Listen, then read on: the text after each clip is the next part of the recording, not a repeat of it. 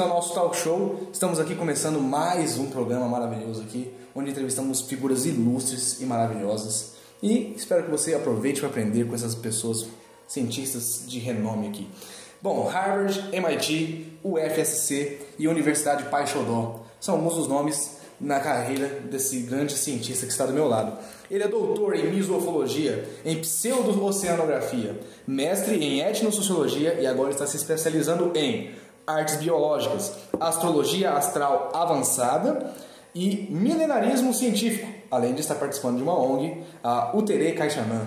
Estou aqui com o grande e maravilhoso Sebastião Lopes. Prazer. Muita satisfação conhecer você, cara. Ser entrevistado no seu excelente programa. Muito feliz, muito obrigado por ter vindo, por ter aceitado o convite. Sei, sempre. Eu gosto de passar por aqui. Pessoal que não conhece o Sebastião, que eu acho muito difícil.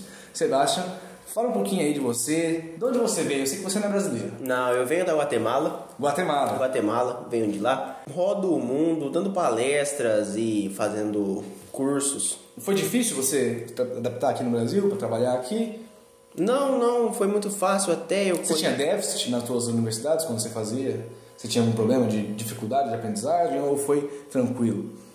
Saí de lá com excelentes notas. Muito bem, muito bem. Estou aqui muito feliz aqui, pessoal. Vocês podem perceber no meu estado. Eu vim discutir com você um pouco, meu querido amigo Sebastião. Estou até nervoso aqui. Eu queria discutir com você alguns mistérios que cientistas não resolveram. Mistérios da humanidade que estão aí. Certamente. E, é claro, como você é um cara da nossa humanidade. Sim, da nossa humanidade. Tá. Olha só, pessoas inteligentes são outras coisas. Eu estou aqui, então, com alguns mistérios. Eu vou lê-los para você, eu vou trazê-los para a gente discutir. E eu gostaria de ver o seu parecer. Será que você consegue desafiar esses cientistas que não conseguiram resolver o mistério? Certamente. O primeiro artefato que eu te trago é o martelo de Kingwood. Olha só. Essa imagem você pode ver aí. É um fóssil de martelo com mais de 400 milhões de anos. Essa é a idade datada pelo carbono 14. E 400 milhões de anos atrás é 240 milhões de anos antes dos dinossauros surgirem. Esse martelo foi descoberto em Mayfield, na Escócia, pelo físico David Brewster em 1844. E aí, como é que você explica esse martelo nessa época aí? Thor. Mas Escócia tem alguma relação com onde o Thor é realmente adorado? É próximo. Isso explica muita coisa, a proximidade e as correntes marítimas podem ter levado o martelo lá. Então você está falando que esse martelo é o martelo de Thor? Certamente. Você está afirmando isso pra gente aqui em Eu afirmo com todas as palavras possíveis que esse é o martelo de Thor, tanto é que ele nunca foi tirado da pedra. Realmente, você pode perceber ali, é um argumento. Mas martelo há 400 milhões de anos atrás? Hominídeos explicam isso. Explica melhor pra gente essa questão. Hominídeos construíram o martelo do Thor. Hominídeos construíram o martelo do Thor? Sim. Há 400 milhões de anos atrás? Certamente. O objeto prova isso. Bom, temos aqui também a anomalia no Mar Báltico. Você está familiarizado com o Mar Báltico? Suécia. Olha o cara, realmente, você acertou. Quer dizer que suas credenciais aqui batem. Sim, eu fiz astrologia avançada. Olha. Anomalia no Mar Báltico. Uma equipe de mergulhadores suecos encontrou um objeto na forma de um disco no fundo do Mar Báltico. Foi relatado que esse objeto tinha uma formação, uma estrutura que parecia uma escada, levando, até um orifício na superfície desse disco. Não se sabe ao certo a origem desse objeto, mas ele está lá no fundo do mar, realmente. Como você explica esse objeto aí? Muito se diz sobre os OSNIs, os objetos submarinos não identificados. OSNIs, é essa a sigla? OSNIs. Ok. E como que se explica isso? São objetos. É sabido que nós sabemos mais sobre o espaço do que sobre o nosso oceano. Então você está afirmando que esse disco pode ter vindo de fontes extraterrestres? Extraplanetárias. Bom, aí a gente tem bateria de Bagdá. São vasos, você pode ver aí, são vasos feitos de terracota. Você que fez artes biológicas, familiarizado com a terracota? Faço esculturas para poder ajudar uma ONG. Esses vasos de terracota, eles foram criados na Mesopotâmia e parecem ter cobre e ferro no seu interior, como se fosse uma estrutura de eletrólitos, assim como a pilha básica nossa aqui. Não se sabe qual foi o propósito do objeto, não se sabe muita coisa sobre esse vaso. Você sabe explicar pra gente? Para ser usado. Para ser usado, mas como assim?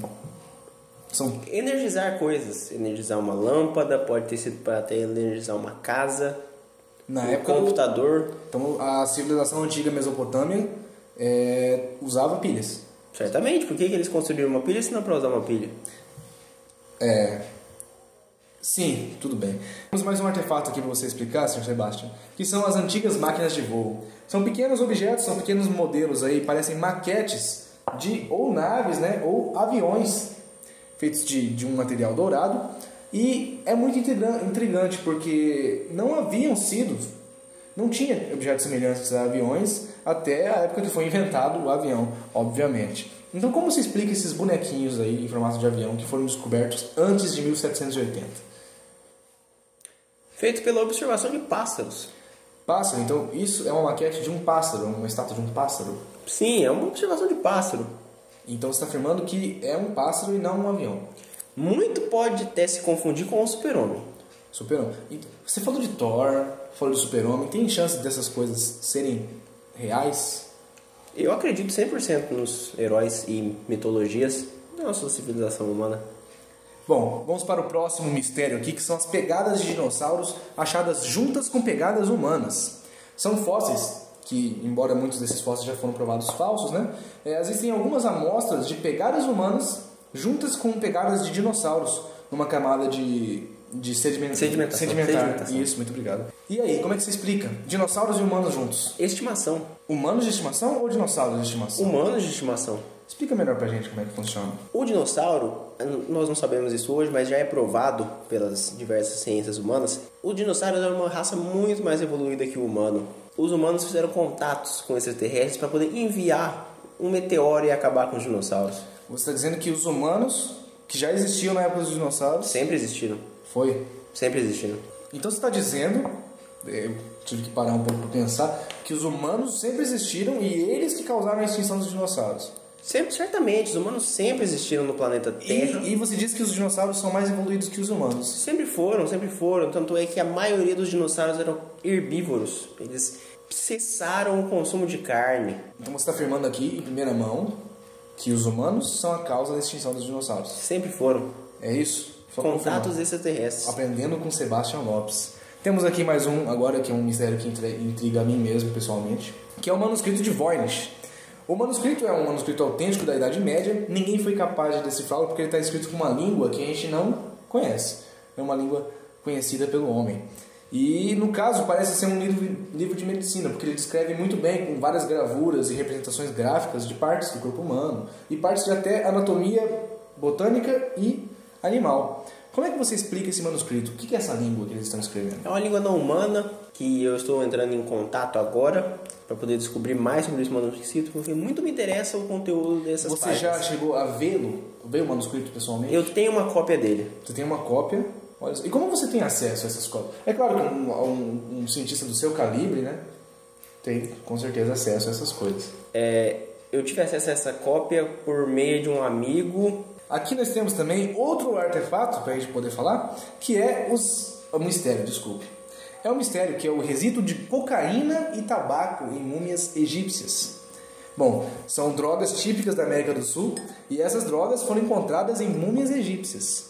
Não tinha contato transoceânico entre a África e a América.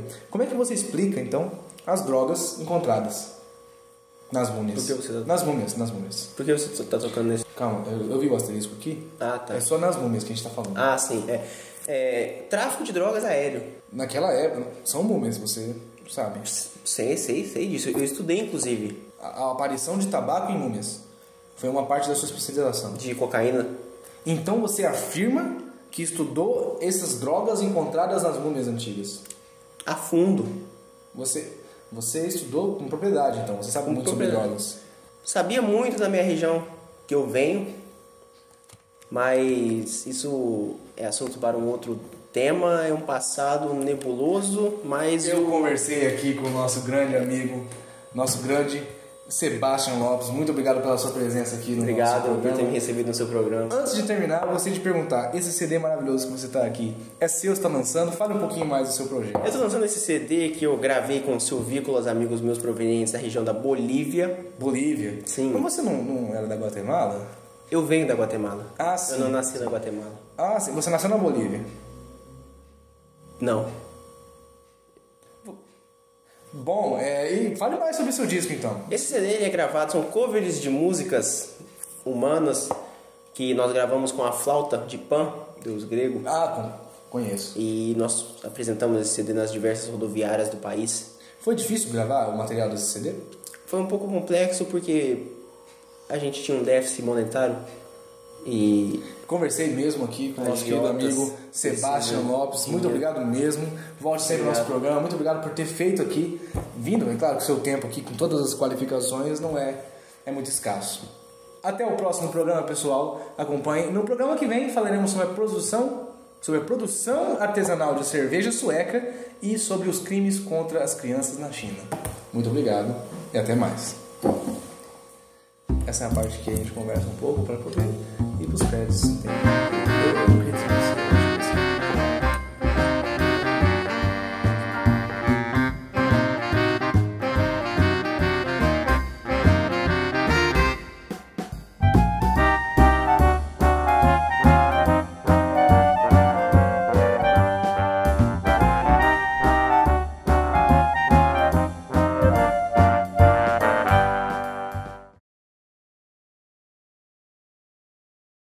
Esse invólucro foi encontrado na Mesopotâmia e não se sabe muito sobre isso. É a vida de quem grava vídeo, pessoal. Calma, cara. Encontrada em múmias... Pô, você me fode. Peraí.